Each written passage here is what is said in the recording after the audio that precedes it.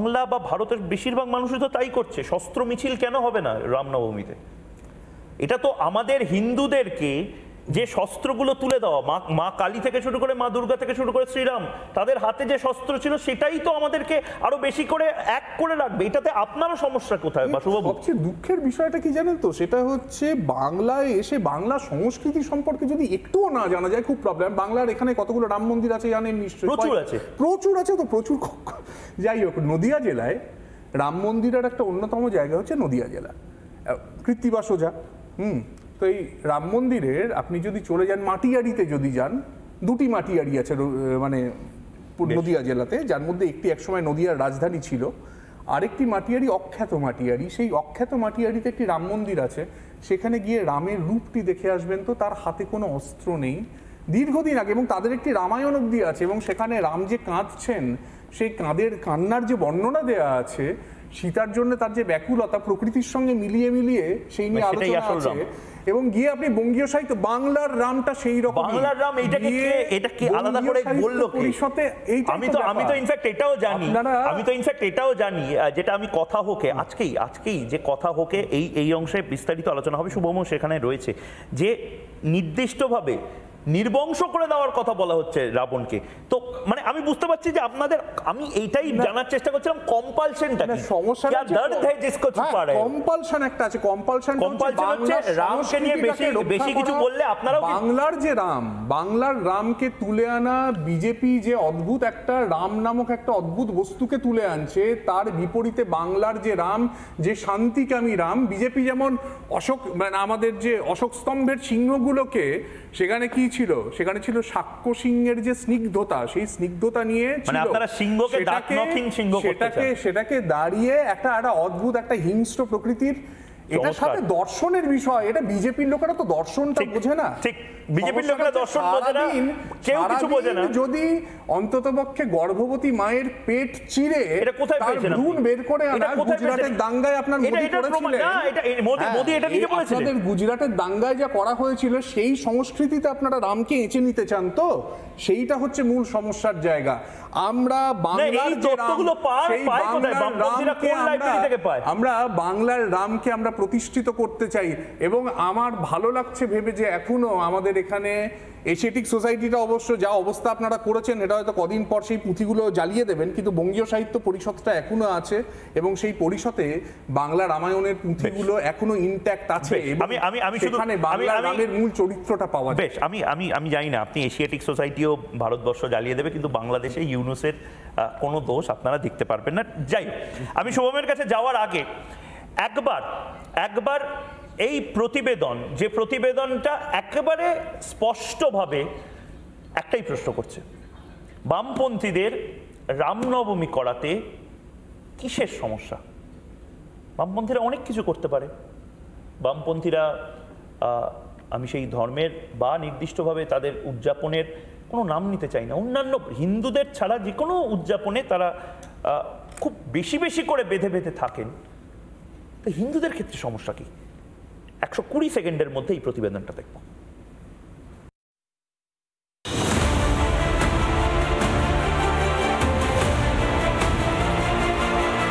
রামনবমীতে হিন্দুরা শক্তি দেখাবে। এবারে 1 কোটি হিন্দু ভক্ত মাঠে নামবে, হাজার মিছিল।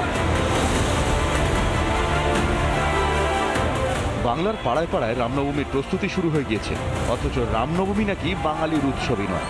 বামেদের কথা শুনলে গোড়াও ভাসবে। 1 কোটি লোক নাকি রামনবমীতে নামবে, তো তাতে কি আসলো কেন? রামনবমী বাংলার কোনো উৎসব বলে কেউ মনে করে কোনোদিন ছিল। বিজেপি যতটাই করবে, তৃণমূল ততটাই করবে। বিজেপির রামনবমী তৃণমূলের রামনবমী, এবং তাকে কেন্দ্র করে বাংলায় অবাংলার দাম। দুর্গাপুজোয় বামেরা প্যান্ডেলের বাইরে বইয়ের স্টল দিতে পারে, যত সমস্যা শুধু রামনবমী নিয়ে। বামেরা চিরকালই রামকে বহিরাগত করেই রাখতে চায় কেন? দেখুন, তারা বিভিন্নভাবে চেষ্টা করছে যে বিজেপির ভোট কিভাবে কাটা যায় বিভিন্নভাবে।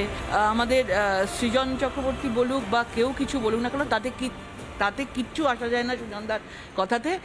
হিন্দুত্ব আগে ছিল, এখন আছে, আগামী দিনে আরও বেশি করে থাকবে।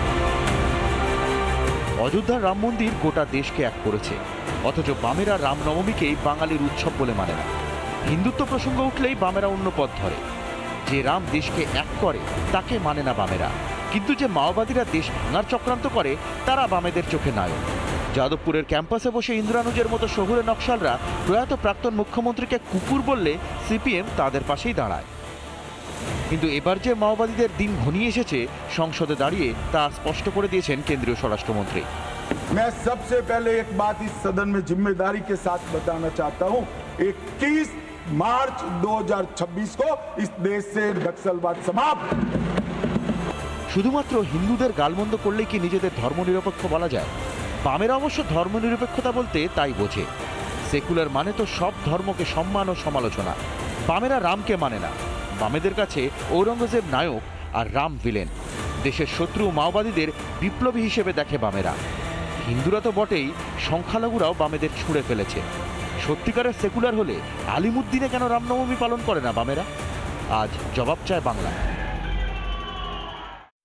এই মুহূর্তে সিপিআই এর তরফ থেকে শুভম আমাদের সঙ্গে রয়েছেন, শুভম ব্যানার্জি। শুভম, মানে এই প্রশ্নটা তোমাদের একটা ওই জার্কের মতন মনে হতে পারে, কিন্তু আমার কিন্তু খুব ইচ্ছা এটা দেখার। বামপন্থীরা লাল পতাকা যেরমভাবে নিচ্ছে ঠিক সেরমভাবে ইনকলাব জিন্দাবাদের মতন জয় শ্রীরামও বলছে। মানে জয় শ্রীরাম কি গালাগালি? তোমরাও কি মনে করো? মমতা বন্দ্যোপাধ্যায় একসময় মনে করতেন, এখন তিনি জগন্নাথ মন্দির বানাচ্ছেন দীঘাতে। প্রবলেমটা কি? তুমিও তো হিন্দু বাড়ির ছেলে, তুমিও তো ভারতবর্ষেই জন্মেছো। না, প্রথম কথা হচ্ছে আমরা সেটা মনে করি না, প্রথম কথা। আর দ্বিতীয় কথা হচ্ছে আমাদের দেশের স্বাধীনতা আন্দোলনে মানে যেটা আপনি বললেন, যেটা আপনি বললেন গালাগালি, যেটা আপনি বললেন সেটা প্রথম কথা আমরা মনে করি না। দ্বিতীয় কথা হচ্ছে আমাদের দেশের স্বাধীনতা আন্দোলন বলুন বা রাজনৈতিক আন্দোলন বলুন, যে দুজনের নাম সব থেকে আগে আসে সেই নেতাজি সুভাষচন্দ্র বোসও বলেছিলেন যে রাজনীতির মধ্যে ধর্ম আনা উচিত নয়। এমনকি মহাত্মা গান্ধী পর্যন্ত রাজনীতির মধ্যে ধর্ম আনার বিরোধিতা করেছেন। আর সেই মহাত্মা গান্ধীকে আপনারা গুলি করে মারলেন কেন? সাভারকার গুলি করে মারলো কেন? আপনারা সারাক্ষণ এই চ্যানেলে যে দলের হয়ে ওকালতি করেন, সেই দলের থিওরিটিক্যাল ফাউন্ডার যিনি, সেই সাভারকার সরাসরি চক্রান্ত করে একদম একদম নাথুরাম গডসের সাথে সাভারকারের এত ছবি, নাথুরাম গডসে এবং নারায়ণ আপ্তের সাথে সাভারকারের এত ছবি, সেই নারায়ণ আপ্তে যুক্ত ছিল কি ছিল না? আমিও ইনফ্যাক্ট একটা সময় জানতাম যে মাওবাদীদের থেকে বুদ্ধবাবুদের আলাদা একটা সম্পর্ক আছে। আজকে বিজেপি দলের সাংসদরা, আজকে বিজেপি দলের সাংসদরা নাথুরাম গডসের ছবিতে মালা দেয় কেন? আজকে বিজেপি দলের নেতারা সাভারকারের পুজো করে কেন? সাভারকার না করেটা কোথায়? পুজো করে না তো সাভারকার। না না, নাথুরাম গডসের কোথায় করে? নারায়ণ আপ্তে কোথায় করে? না না, এখন এটা নিয়ে তো আলাদা অন্য একটা ডিসকাশন হতে পারে, কিন্তু পয়েন্ট হচ্ছে যে তোমরা দেখো ডাইভার্ট করছো। রাম নিয়ে তোমাদের প্রবলেম। জয় শ্রীরাম তুমি বলতে পারবে? হ্যাঁ, জয় শ্রীরাম বললে কি সমস্যা হবে? রামের নাম নিতে কোনো অসুবিধা নেই। কেন তোমরা রামনবমী পালন করছো না? এই কারণেই করি না। দেখো কংগ্রেস তোমাদের জোট সঙ্গী কংগ্রেস, তারা কিন্তু রামনবমী পালন করে। ময়ূকদা স্পষ্ট উত্তর এটাই, এই কারণেই আমরা করি না। কারণ যেভাবে নেতাজি সুভাষচন্দ্র বোস মনে করতেন, যেভাবে মহাত্মা গান্ধী মনে করতেন, সেইভাবে আমরাও মনে করি যে রাজনীতিকে আলাদা করতে পেরেছো। ধর্ম আনা উচিত নয়। না, ধর্মের থেকে রাজনীতি আলাদা করতে পেরেছো। ধর্ম আনা উচিত নয়। এই যে যখন দুধেল গাই বলা হয় বা যখন একটা ধর্মীয় সম্প্রদায়কে শুধুমাত্র হিন্দু হওয়ার অপরাধে বাংলাদেশে করে, আমরা তার বিরোধী, যারা করেছে আমরা তার বিরোধী। কোথায় করো? একদম তোমরা মাওবাদী বিরোধী নয়। আমার তো ব্যক্তিগত, আমরা তৃণমূল কংগ্রেসের বিরোধী নয়। আমি জানি না তোমরা ফিশ ফ্রাই আমাকে কেন বলছো এটা? আমি ফিশ ফ্রাই খাইনি। যারা রাজনীতিতে ধর্ম নিয়ে আসবে আমরা তাদের বিরোধী। CPM, CPI, forward block, RSP এবং অন্যান্য দল, তারা একটা সময় নওশাদ সিদ্দিকী এবং আব্বাস সিদ্দিকীর সাথে ছিল। নওশাদ সিদ্দিকীর তো পলিটিক্সটা, আব্বাস সিদ্দিকীর পলিটিক্সটাই এই কারণেই ছিল, একটা আইডেন্টিটি পলিটিক্স ছিল। কারণ নওশাদ সিদ্দিকী যে দলটা রিপ্রেজেন্ট করেন, সেই দলের মধ্যে সেকুলার শব্দটা ছিল। তাহলে যোগী আদিত্যনাথের দল তো সেকুলারিজমকে এখনো বলে যাচ্ছে যে আমরা সেকুলারিজমে বিশ্বাসী, মেকি সেকুলারিজমে না। যোগী আদিত্যনাথের যে প্রাচীন দল ছিল, সেই দলটা বা সংগঠনটাকে কেন তোমরা পাশ পাচ্ছ না? যোগী আদিত্যনাথ একজন সাম্প্রদায়িক নেতা। হিন্দু সংগতির সাথে কোনোদিন সন্দেহ নেই। মানে যোগী আদিত্যনাথ সাম্প্রদায়িক একদম, কিন্তু অন্য সব ইসলামিক টেররিজম নিয়ে তোমাদের কোনো কথা নেই। তো আমরা মনে করি একজন সাধু, আমাদের হিন্দু শাস্ত্রের বইগুলো পড়ুন, ইসলামিক টেররিজম নিয়ে একজন সাধুর কি কাজ? ইসলামিক আমাদের হিন্দু শাস্ত্রে ময়ূকদা পরিষ্কার লেখা আছে। তাহলে একজন সাধু হয়ে উনি রাজনীতি কেন করছেন? সাধুরাই তো রাজা হয়। অবশ্যই সাধুরা কবে রাজা? যুগে যুগে সন্ন্যাসীরা, চাণক্য নিজে রাজা হননি, সন্ন্যাসীরাই রাজা হয়েছে। চন্দ্রগুপ্ত মৌর্যকে সম্রাট করেছিলেন। তোমাদের সমস্যাটা কি যোগী আদিত্যনাথ পলিসি নিয়ে? চাণক্য একটা ছোট বাচ্চাকে চন্দ্রগুপ্ত মৌর্যকে বড় করে সম্রাট করেছিলেন। চাণক্য চাণক্য নিজে সম্রাট হতে যাননি, সাধুরা কোনোদিন সম্রাট হয় না, সাধুরা কোনোদিন রাজা হয় না। আচ্ছা আমাকে না রাজা তো হয়। নানা ধরনের কন্টেন্ট দেখার জন্য লাইক করুন, শেয়ার করুন আমাদের ফেসবুক পেজ, সাবস্ক্রাইব করুন আমাদের ইউটিউব চ্যানেল। পাশাপাশি অন্যান্য ব্রেকিং নিউজের জন্য অবশ্যই চোখ রাখুন রিপাবলিক বাংলায়।